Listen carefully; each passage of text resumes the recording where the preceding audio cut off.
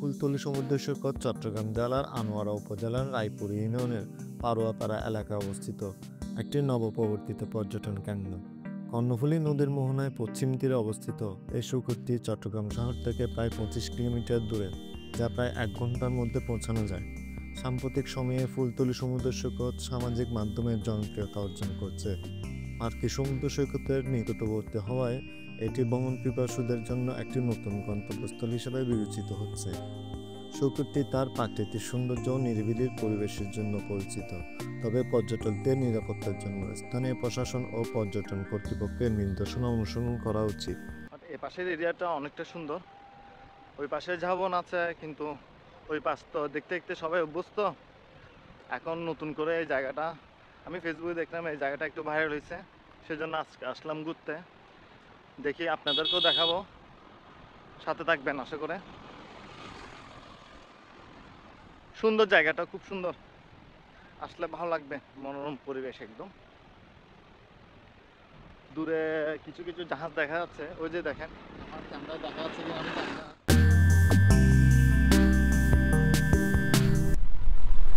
আসলে একটু সময় নিয়ে আসবেন, সুন্দর সময় যখন সূর্য অস্ত যায় তখন এখান থেকে আপনি দেখতে আরো সুন্দর লাগবে একদম।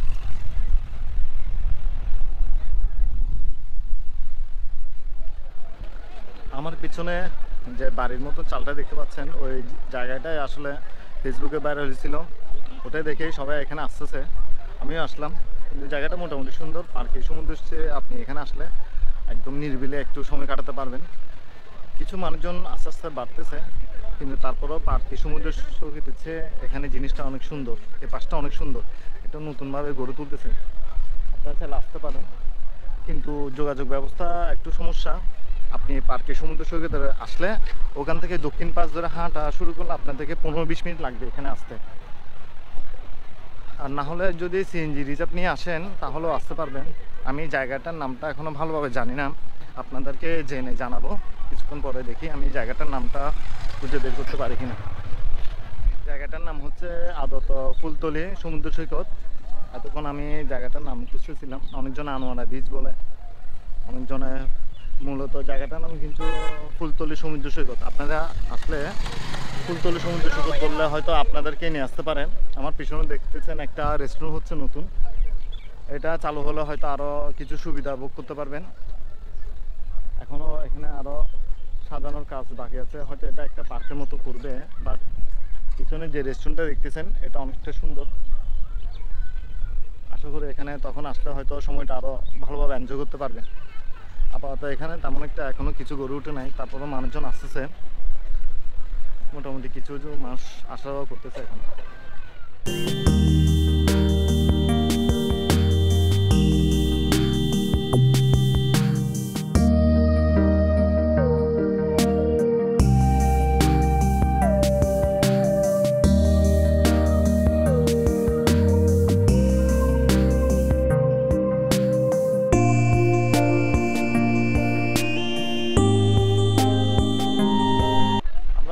সমুদ্র সৈকত থেকে আসতেছিলাম, ওখানে প্রচণ্ড সাউন্ড আওয়াজ, আসলে ভালো লাগতেছে না। এখানে আসলে আপনি সমুদ্রের গর্জনটা শুনতে পাবেন, যেভাবে কক্সবাজারে শোনা যায়, পাশে আসলে সমুদ্রের গর্জনটা শুনতে পাবেন।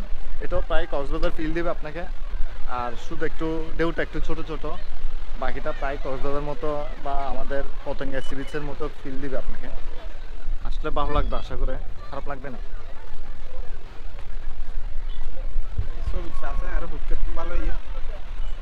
কফি কত করে? একটা 25 টাকা, দুটো দেন তো। কারেন্ট নাই, সেখানে কারেন্ট নাই, জেনারেটর।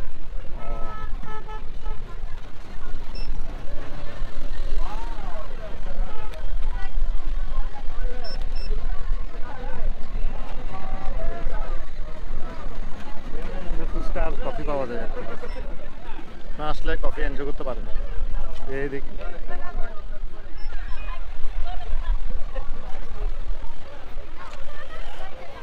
এখানে এখনো কারেন্ট আসে নাই, মানে কারেন্টের ব্যবস্থা নাই, এরা জেনারেটর দিয়ে চালাচ্ছে।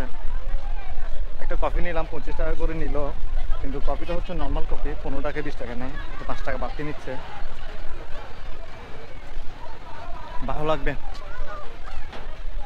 আস্তে আস্তে যখন আরও পর্যটক বেশি হবে তখন আরও সুযোগ সুবিধা হয়তো আর একটু বেড়ে যাবে। এখনও ওরকম জমজমাট হয় না এরিয়াটা।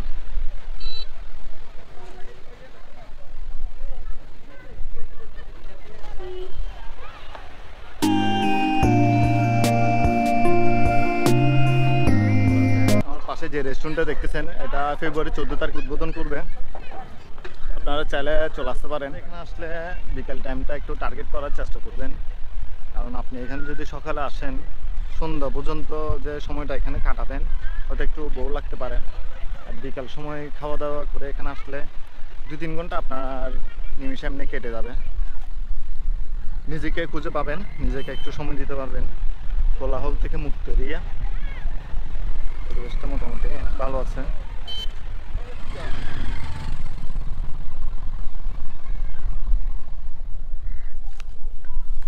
সমুদ্র অপর পাশে একটা লেকের মতো আছে, যে রেস্টুরেন্টটা আপনাদেরকে দেখাইছিলাম রেস্টুরেন্টটার পাশে ঘিরে এই লেকটা। একটা বড় পুকুর, পুকুরও বলা চলে, লেক বললে হবে না, এটা পুকুর আসলে বড় দিঘির মতো। এই পরিবেশটা আবার অনেক সুন্দর। আপনারা একটু রাস্তা থেকে নিচে নামলে এখানেও একটু সময় ছবি টবি আপনারা তুলতে পারবেন।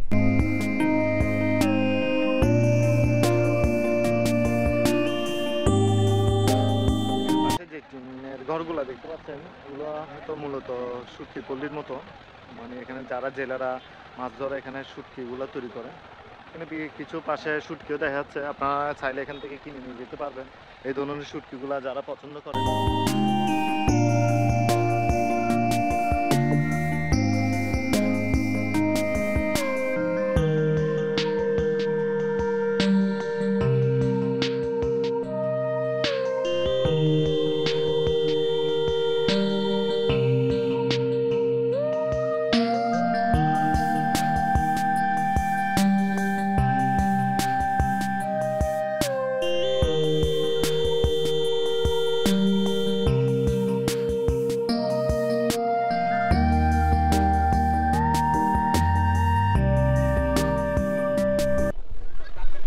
সূর্য অস্ত গিয়েছে অনেকক্ষণ হচ্ছে, কিন্তু দিগন্তে এখনো আলো দেখা যাচ্ছে।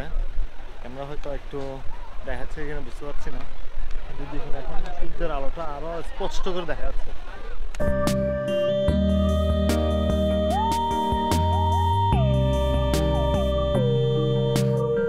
রাতের ভিউ আসলে ভালো লাগবে, ছবি তুলেও ভালো লাগবে আপনাদের।